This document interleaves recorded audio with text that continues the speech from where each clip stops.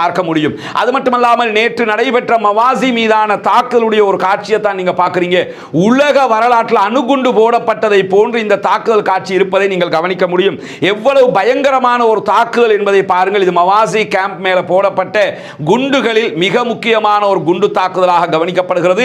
இவ்வளவு பெரிய அழிவுகள் நேற்று ஒரு நாளில் இஸ்ரேலிய ஆக்கிரமிப்பு பயங்கரவாத இராணுவத்தினால் மொத்தமாக நடத்தப்பட்டிருப்பதை நாம் அவதானிக்க முடியும். இங்க நீங்க பாருங்க, மொத்தமான ஒரு அழிவின் காட்சிகளுக்கு சாட்சியாக இந்த வீடியோ அமைந்திருப்பதை நீங்கள் பார்க்க முடியும்.